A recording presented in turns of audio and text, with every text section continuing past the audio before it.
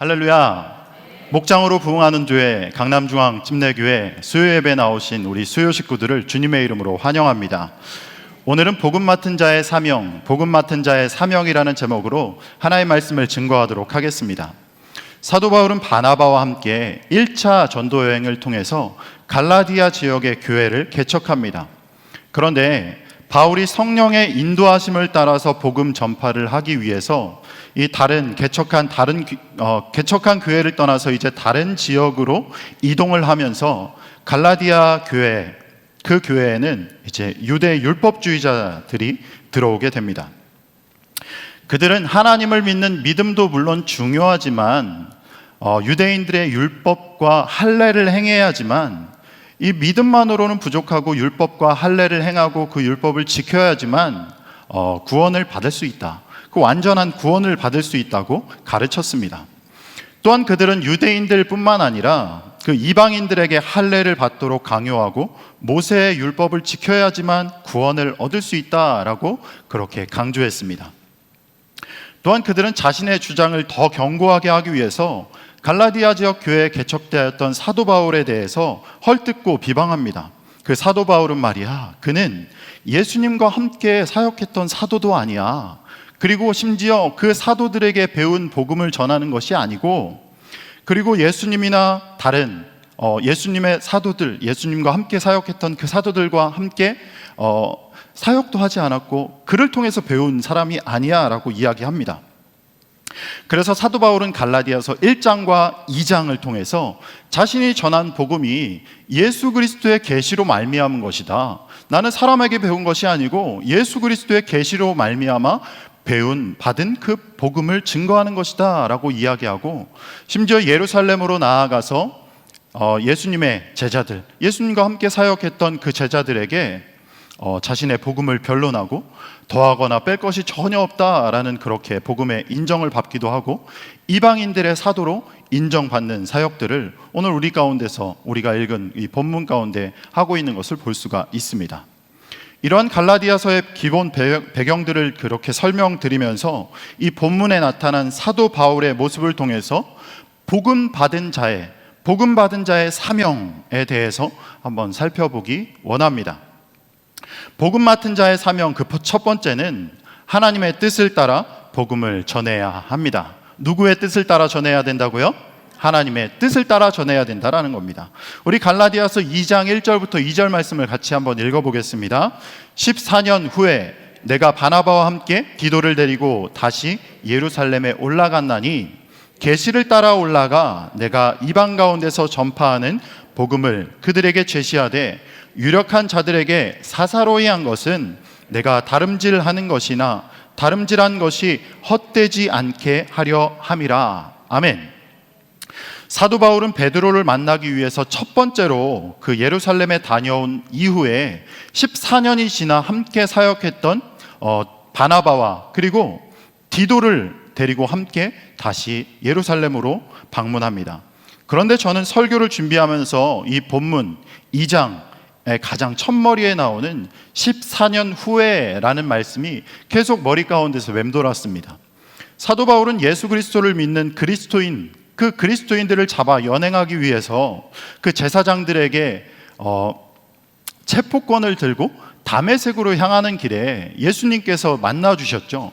그렇게 예수님을 만난 이후에 그의 삶은 180도 변해서 예수님을 향한 복음 증거자로 살아가는 모습을 우리는 볼 수가 있습니다. 사도 바울은 그렇게 변화받음을 통해서 어느 누구보다도 예수 그리스도를 사랑하고 예수 그리스도의 복음을 증거하는 사람으로 거듭난 것을 우리는 너무나 잘 알고 있습니다. 이후 그는 자신의 생명이 다할 때까지 예수 그리스도의 복음을 증거하는 삶을 살았다라는 것을 여러분 성경을 통해서 우리는 너무나 잘 알고 있습니다. 오늘 본문의 가장 첫머리에 나오는 14년 후에라는 것은 예수님을 믿고 3년 뒤에 예루살렘에 방문했다라고 갈라디아서 1장 18절에서 이야기하고 있는데, 그 첫 번째 방문 이후에 14년 후에 방문했다라는 것을 이야기하고 있습니다. 이것은 그가 예수 그리스도를 믿은 지 첫 번째 방문이 예수님 믿고 나서 베드로 만나기 위해서 3년 뒤였으니까 그 방문 이후에 14년 후니까 이 말씀 14년 후에라는 것은 그 사도 바울이 예수님을 믿고 17년 되었을 때 다시 예루살렘에 방문하려고 올라갔다라는 것을 말하고 있는 것이죠. 그렇다면 이게 무슨 말입니까? 사도 바울은 예수님을 만난 17년이 지난 이 시점까지도 온전히 하나님을 위한 삶, 하나님의 영광을 위한 삶을 계속해서 살아가고 그 복음을 위한 걸음을 계속해서 달려갔다라는 것을 볼 수가 있습니다. 여러분, 이뿐이겠습니까? 사도 바울이 17년 동안만 예수 그리스도를 믿고 사랑했습니까? 아니죠. 그 이후에 2차 전도여행, 3차 전도여행, 그리고 로마 투옥에 이르기까지 그는 나의 달려갈 길과 주 예수께 받은 사명, 곧 하나님의 은혜의 복음을 증거하는 일을 마치려 하면은 나의 생명조차 조금도 귀한 것으로 여기지 아니하노라 라면서 이런 고백을 하면서 죽기까지, 자신의 삶이 다할 때까지 복음을 위한 삶을 살았다는 것을 우리는 너무나 잘 알고 있습니다. 또한 사도 바울이 1차로 예루살렘에 방문하고 14년 후에 예루살렘에 다시 방문했다라고 이렇게 이야기하고 있는데, 이때 예루살렘에 방문한 이유가 뭐였습니까? 자신의 복음이 정확한 것인지를 그 사도들을 통해서 확인받고, 그리고 이방인의 사도로 세움받기 위해서 다시 예루살렘으로 나아간 것을 볼 수가 있습니다. 여러분, 하나님의 복음 맡은 자로서 또 이방인의 사도로서 복음을 위해 예루살렘으로 나아가 하나님의 뜻을 따라 자신의 목숨이 다하기까지 복음을 전한 사도 바울의 모습을 우리가 바라봤을 때, 사도 바울에게 맡기신 복음과 똑같은 복음을 받은 여러분들, 우리는 어떤 모습으로 살아가고 있습니까?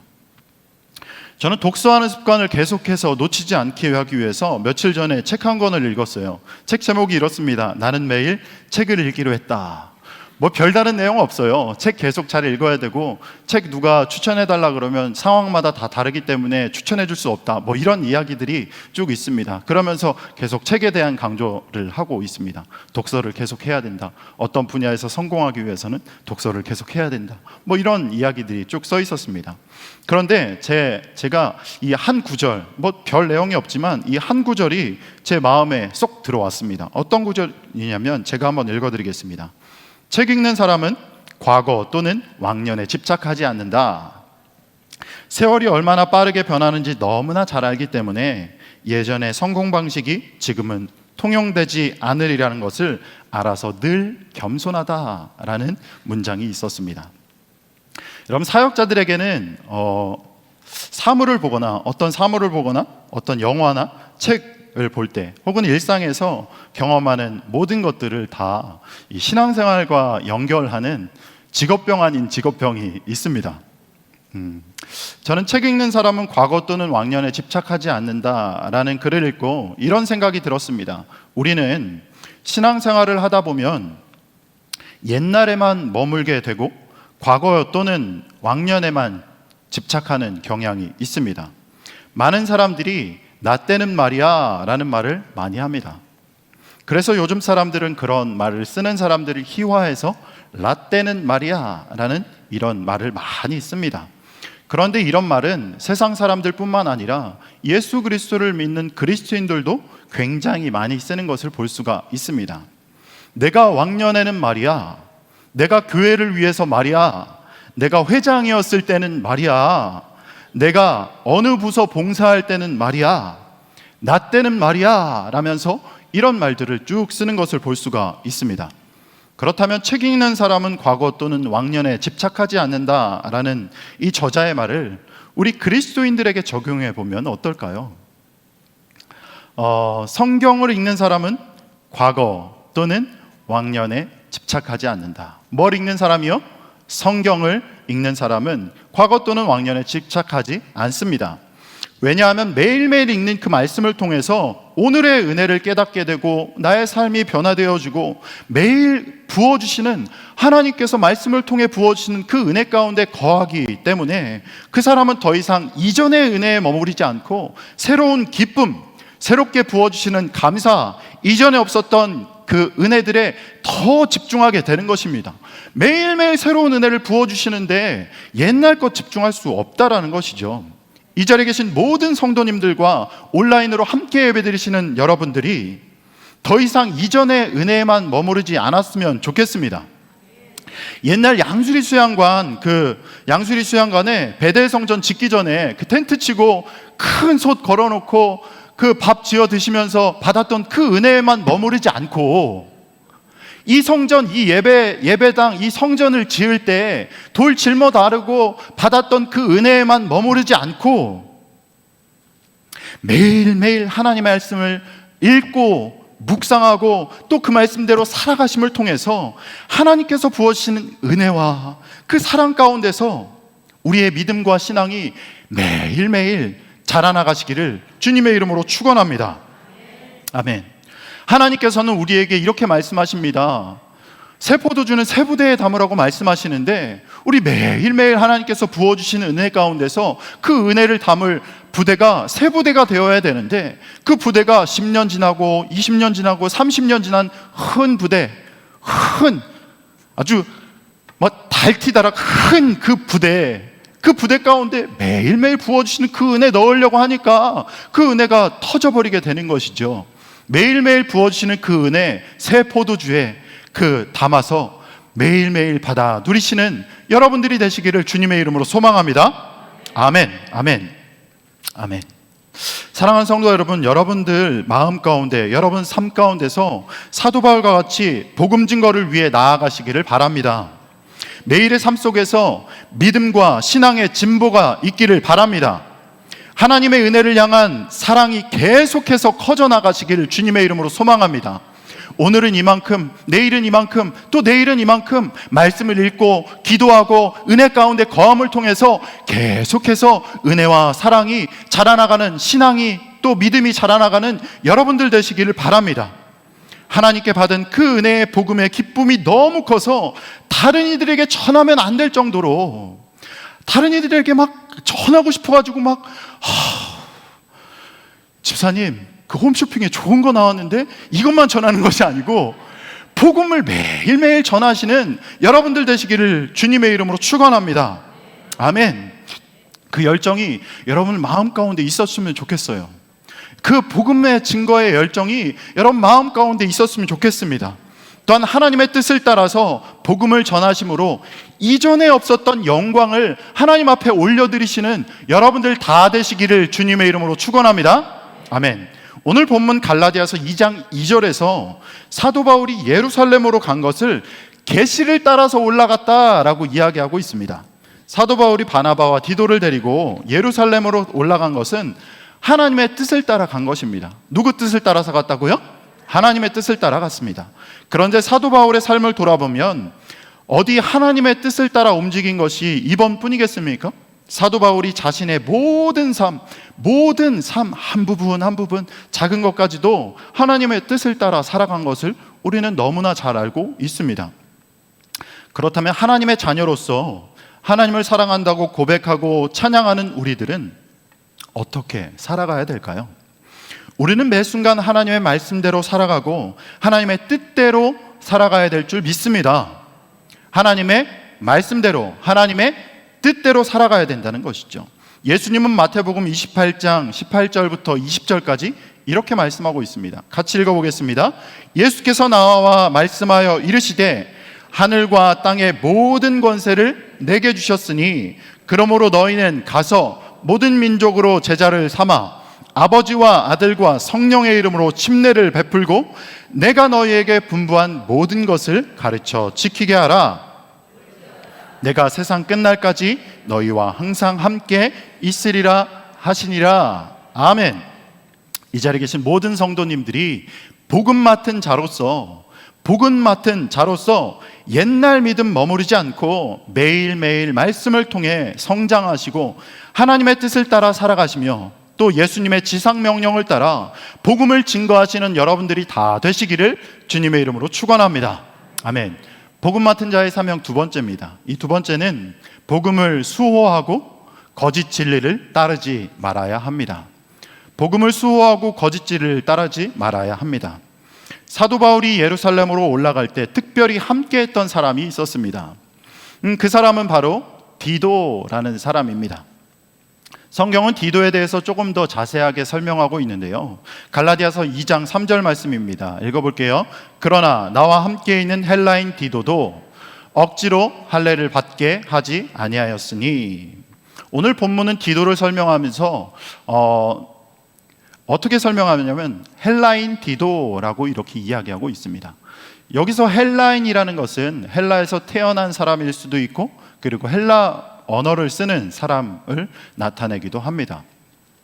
하지만 신약 성경에서는 유대인과 이방인을 구별하는 이야기로 많이 사용합니다. 유대인과 이방인을 구별해서 대비해서 유대인이 아닌 모든 이방인들을 가리킬 때 헬라인이다라는 언어를 많이 쓰곤 합니다.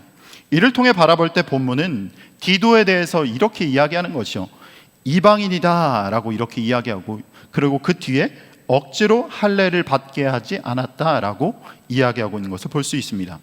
사도 바울은 왜 굳이 이 디도에 대해서 설명하면서 이방인이라는 것을 이야기하고, 디도가 그 할례를 받았는지 안 받았는지를 왜 굳이 이야기하고 있는 것일까요? 아니, 디도 포경수술을 했는지 안 했는지 궁금하지 않은데 왜 이렇게 그 디도가 할례를 받았다 안 받았다, 억지로 할례를 받지 않게 하였다라는 것을 이렇게 왜 이야기하고 있는 것일까요? 그 이유는 오늘 말씀의 배경이 되는 사도행전 15장 1절과 5절 말씀을 통해서 우리는 알 수가 있습니다. 어떤 사람들이 유대로부터 내려와서 형제들을 가르치되 내가 모세의 법대로 할례를 받지 아니하면 능히 구원을 받지 못하리라 하니. 또 5절입니다. 바리새인파 중에 어떤 믿는 사람이 일어나 말하되 이방인에게 할례를 행하고 모세의 율법을 지키라 명하는 것이 마땅하다 하니라. 이렇게 말씀하고 있죠. 바울이 복음 증거를 위해서 갈라디아 지역 교회를 떠난 그 이후에 유대 율법주의자들이 그 교회에 들어왔습니다. 그들은 율법을 지키고 할례를 받아야지만 이방인이라고 하더라도 율법을 지키고 할례를 받아야지만 완전한 구원을 받을 수 있다. 할례를 받지 않은 이방인들에게는 또 이런 것들을 강조하면서 할례 받지 않은 이방인들에게 너 할례 받아야 돼 라면서 굉장히 강조하고, 율법 지켜야 돼 라면서 계속해서 강조하고 있는 것을 볼 수가 있죠. 사도 바울은 다른 복음으로 성도들을 미혹하는 유대 율법주의자들의 모습과 그들의 행동을 갈라디아서 2장 4절 말씀에서 얘기하고 있어요. 같이 한번 읽어보겠습니다. 이는 가만히 들어온 거짓 형제들 때문이라. 가만히 들어온 것은 그리스도 예수 안에서 우리가 가진 자유를 엿보고 우리를 종으로 삼고자 함이로되. 아멘. 아멘. 사도 바울은 거짓 형제들을 가만히 들어왔다라고 말하고 있는데, 타 번역본에 우리 보면은 몰래 들어왔다라고 말하고 있는 것입니다. 가만히 들어왔다를 몰래 들어왔다로 이렇게 해석합니다. 성경에서 우리는 우리의 주인 되시는 예수님이 우리에게 오실 때는 볼지어다 내가 문 밖에 서서 두드리노니 누구든지 내 음성을 듣고 문을 열면 내가 그에게로 들어가 그와 더불어 먹고 그는 나와 더불어 먹으리라 라고 이렇게 말씀하고 있습니다. 예수님은 문을 통해서 당당히 들어온다라고 성경은 이야기하고 있습니다. 그렇다면 마귀는 어떨까요? 마귀는 에베소서 4장 27절에서 이렇게 얘기합니다. 마귀에게 틈을 주지 말라라고 얘기하죠. 마귀는 틈으로 몰래 들어옵니다. 갈라디아 교회에 들어온 거짓 형제들의 모습은 문을 통해서 당당하게 들어오시는 예수님의 모습과 닮았나요? 아니면 빈틈으로 몰래 들어오는 마귀의 모습과 닮아 있나요? 그리고 몰래 들어온 거짓 형제들이 하는 행동은 더 밉상이에요. 보면은 알 수 있어요. 4절에서 그들이 가만히 들어온 것은 왜 들어왔대요? 그리스도 예수 안에서 우리가 가진 자유를 엿보고, 그리고 그들이 우리가 가진 자유를 엿볼 뿐만 아니라 우리를 종으로 삼고자 함이니라. 그리스도 안에서 우리가 누리는 자유를 빼앗고 종으로 삼게 하기 위해서 그 거짓 형제들이 들어왔다라고 말하고 있습니다. 사도 바울은 거짓 형제들이 들어온 모습과 목적을 분명하게 알고 있었습니다. 그렇기 때문에 이방인 디도로 하여금 억지로 할례를 받게 하지 않았던 거죠. 어찌 보면 사도 바울은 교회에서 이방인의 할례가 문제가 되고 있으니까 두 개로 나눠지고 있으니까 할례를 받아야 한다는 파와 할례를 받지 말아야 된다는 파가 이렇게 두 개로 나누고 있으니까 어찌 보면 사도 바울이 유두리 있게, 아니 매너 있게, 유두리 있게 할례를 받도록 이방인들에게 혹은 그 디도에게 강요하고 강조할 수 있을 겁니다. 하지만 사도 바울은 그렇게 하지 않았습니다. 갈라디아서 2장 5절 말씀에서 이렇게 얘기하고 있죠. 단호하게 그들에게 우리가 한시도 복종하지 아니하였으니 이는 복음의 진리가 항상 너희 가운데 있게 하려 함이니라 라고 말씀하고 있습니다. 사도 바울은 복음의 진리를 지키고 보호하기를 원했습니다. 그렇다면 그가 그토록 지키고자 했던 그 복음의 진리는 뭘까요? 갈라디아서 2장 16절 말씀에서 이야기하고 있는데요. 그 복음의 진리 우리 한번 같이 읽어보도록 하겠습니다. 사람이 의롭게 되는 것은 율법의 행위로 말미암음이 아니요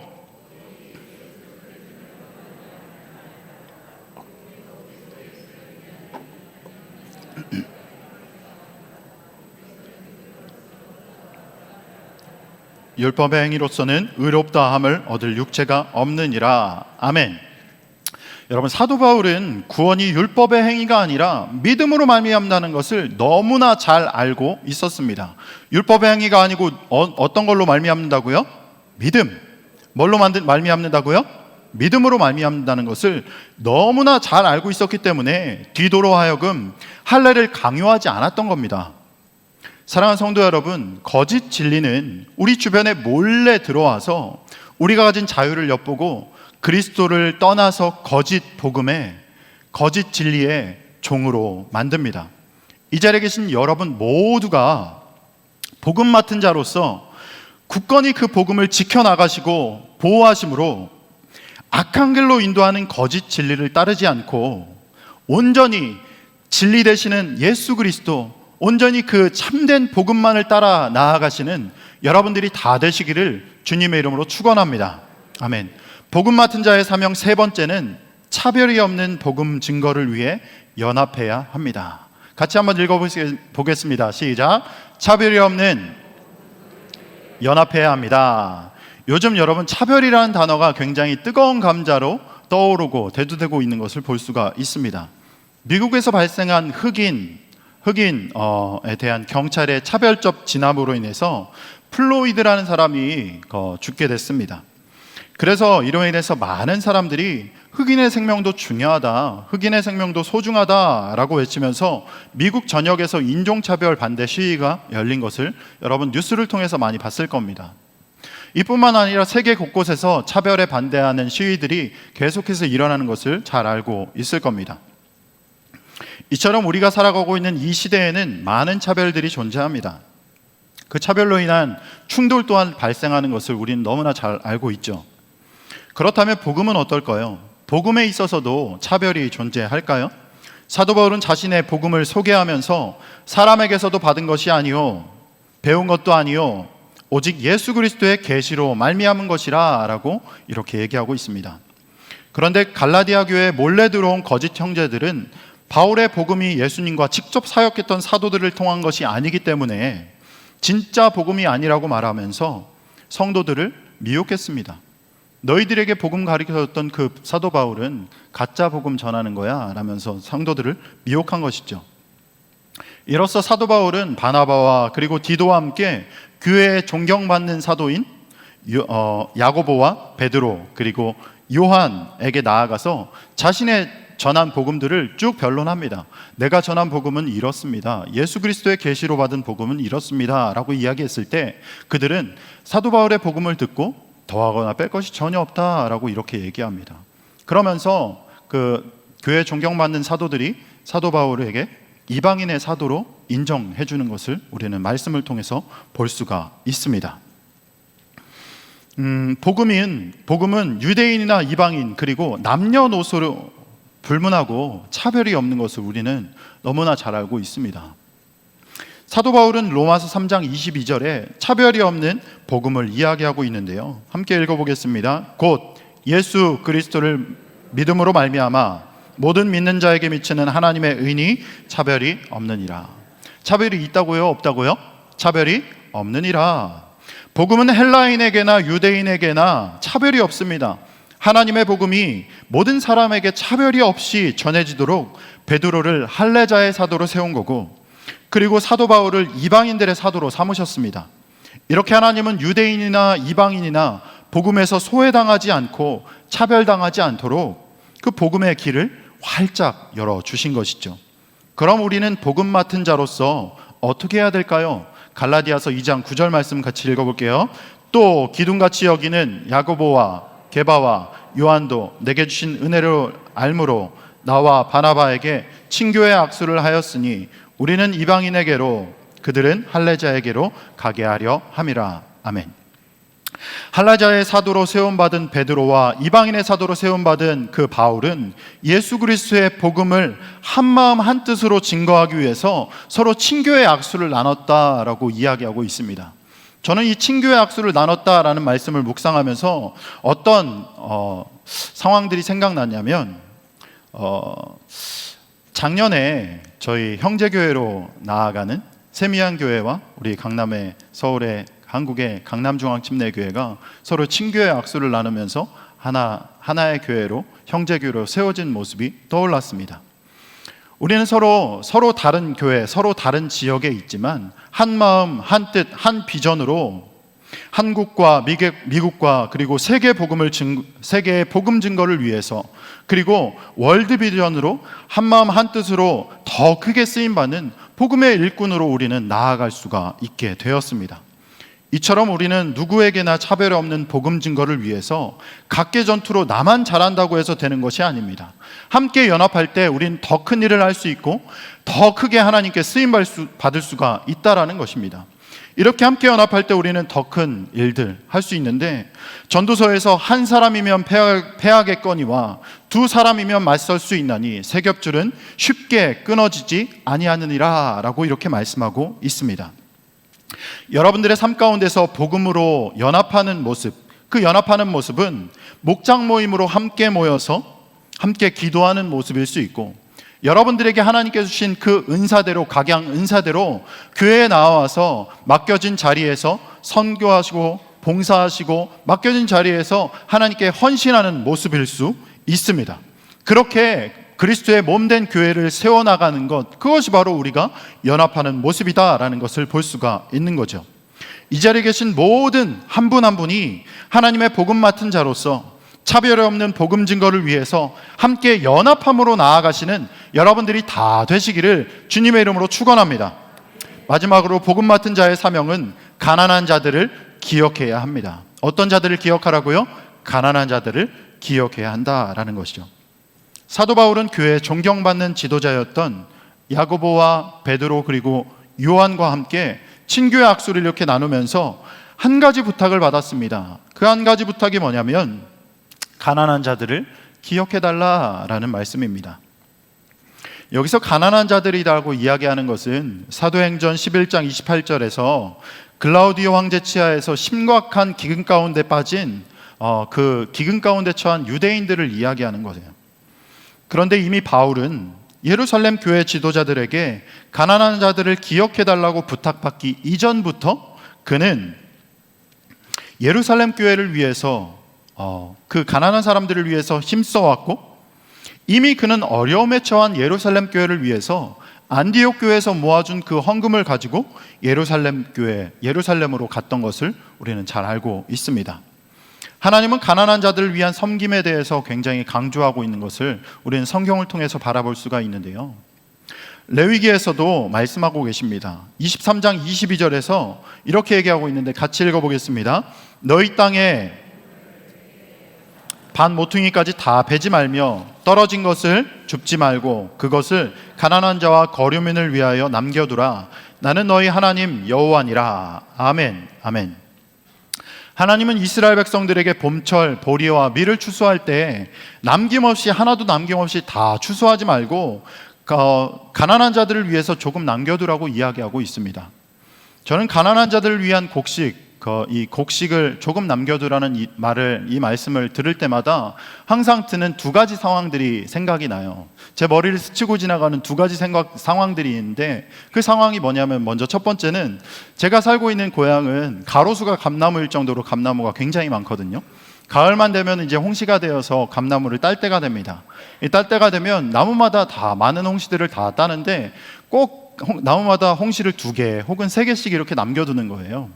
어린 마음에 저는 그게 굉장히 궁금해서, 엄마 저거 다 따면은 좋은데 왜 2개, 3개씩 이렇게 남겨두는 거예요? 라고 이렇게 물어봤더니 어머니께서 이렇게 말씀하십니다. 그거 까치가 그거 먹으면서 겨우살이 하라고 그렇게 남겨두는 거야 라고 이렇게 말씀하는 것을 아직도 기억이 납니다. 그리고 다른 상황 한 가지는, 제가 결혼을 하고 이제 인천에서 살 때가 있었는데, 인천에서 살 때 저희 동네에 사시던 어떤 분이 계세요. 어떤 분이 밤낮 가리지 않고, 그리고 비가 오나 눈이 오나 박스를 다 주워 가시는 거예요. 저는 속으로 굉장히 그분을 딱 바라볼 때, 야, 그분 참 대단하시다 라는 생각으로, 그분은 진짜 뭘 해도 되겠다 라는 생각으로 마음 가운데 그렇게 마음을 먹고 있었습니다. 유독 눈에 띄는 그 한 분이 계셨었는데, 어느 날은 인천에서 나고 자란 제 아내가 같이 길을 걷고 있는데, 그분이 멀리서 그 종이 박스를 줍고 계시는 거예요. 그래서 제가 멀리 계신 그분을 두고는 아내에게 이렇게 설명했죠. 저분 밤낮 가리지 않고 박스를 줍고 계시는 분이야. 야, 저분은 정말 뭘 해도 될 것 같아. 참 진짜 대단한 분이야 라고 이렇게 이야기를 했더니, 제 아내가 그분에 대해서 소개해 주는 거예요. 그분은 우리 동네 건물주야 라고 이렇게 얘기하는 거예요. 그분 우리 동네 건물주셔 라고 이렇게 이야기하는 거예요. 저는 그 이야기를 듣고, 그 이후에 그분이 동네에서 박스를 줍는 모습을 볼 때마다 마치 추수 때 가난한 자들을 위해서 남겨두라 라고 했던 그 하나님의 말씀이 생각났습니다. 그분을 볼 때마다 가난한 자들을 위해서 곡식 남겨두지 않고 다 긁어모으고 떨어진 거 한 톨 한 톨 다 주워가지고 자기 주머니에 다 넣는 그런 분인가? 라는 모습이 떠올랐습니다. 추수는 온전히 은혜로 말미암는 것이죠. 하나님의 은혜로 말미암는 것입니다. 하나님은 봄철 추수할 때 모퉁이의 것을 남겨두어서 그것을 가난한 자들의 몫으로 돌리라 라고 말씀하십니다. 그렇기 때문에 하나님께서 우리에게 주실 소득과 수입, 그리고 우리가 누리고 있는 모든 것들에는 우리의 몫도 물론 있지만 다른 이들의 몫도 있다라는 것을 우리는 분명히 기억해야 합니다. 하나님께서 베풀어 주신 은혜, 그 은혜 가운데서 그 은혜를 가난하거나 그리고 어려움에 처한 사람들과 나누는 여러분들이 다 되시기를 바랍니다. 아멘. 특별히 우리 교회에서 기브 앤 러브 프로젝트가 진행 중에 있습니다. 이것은 국가에서 받은 재난 기부금 중 일부를 구별해서 하나님께 드림으로 모아진 그 헌금을 통해서 가난과 어려움에 처한 우리 이웃들과 그리고 성도님들, 그리고 가난과 어려움에 처한 여러 교회들을 돕는 사역입니다. 교회에서 진행하는 이 기브 앤 러브 프로젝트 가운데 여러분 모두가 다 참여하심으로 복음 맡은 자의 사명인 가난한 자들을 여러분들이 기억하시고, 하나님께서 내게 주신 그것 가운데서 나의 몫뿐만 아니라 그들의 몫이 있다라는 것을 기억하셔서 하나님 앞에 드림으로 하나님께 받은 사랑을 표현하시는 여러분들이 다 되시기를 주님의 이름으로 축원합니다. 이 시간 한번 찬양했으면 좋겠습니다. 함께 찬양하실 때 주님 말씀하시면 이라는 찬양인데요, 이 찬양 가사를 보시면 주님 말씀하시면 내가 나아가겠습니다. 주님 뜻이 아니면 내가 멈춰서겠습니다. 나의 가고 서는 것 주님께 있으니 오 주님 나를 붙들어 주시옵소서라는 이 찬양 가사가 나옵니다. 우리가 나의 뜻대로 살아가는 것이 아니라 하나님의 뜻하신 대로 내가 나아가며 살아가길 원합니다라는 고백이, 이 찬양이 여러분들의 간절한 고백이 되길 바랍니다. 우리 함께 찬양하도록 하겠습니다.